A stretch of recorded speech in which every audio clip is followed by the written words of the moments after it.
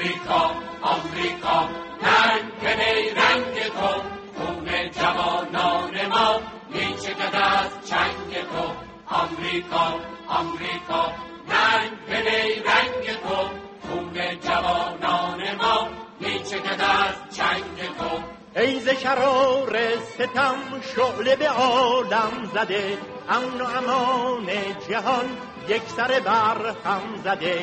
بر سر هر خرمنی در دل هر گلشنی، آتش بیداد تو سابقه غم زده. ثروت انبوه تو خون دل توده هاست، کین تو بر سینه ها دشنه ماتم زده.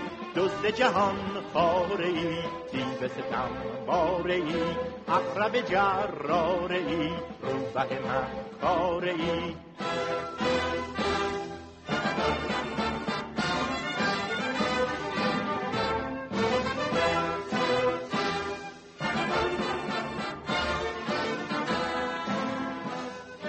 جور و جفا در تو هست، مهر و وفا در تو نیست. زهر بلا در تو هست، شب و شبا در تو نیست. در همه دور زمان چون تو ستم کار نیست. حامل هر فتنه ای صلح و صفا در تو نیست.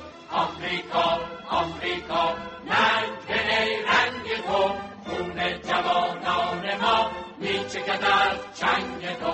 آمریکا آمریکا رنگ رنگ تو، خون جوانان ما میچکد از چنگ تو.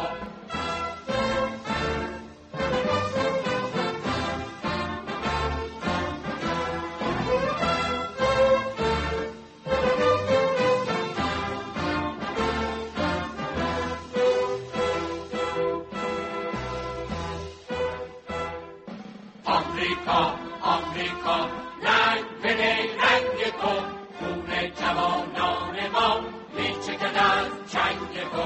آمریکا آمریکا رنگ رنگ تو، خون جوانان ما میچکد از چنگ تو. در همه گیتی بپاست ناعره جنگ تو، گوش جهان خسته از طبل بداهنگ تو.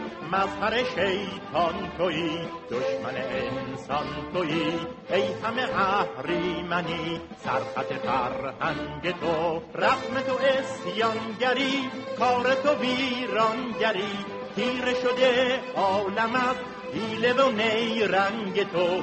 دشمن هر ملتی، موجب هر ذلتی، سایه هر وحشتی، فتنه هر امتی.